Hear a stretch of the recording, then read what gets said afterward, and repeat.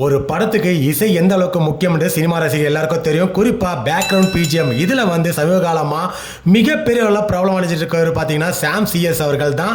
படத்துல பாடல்கள் போறாரோ இல்லையோ பேக்ரவுண்ட் பிஜிஎம்னா சிஎஸ் சாம் அவர்கள் முன்னாடி சூஸ் பண்ணிடுறாங்க. காரணம் பல வெற்றிகள் கொடுத்துட்டு வராரு.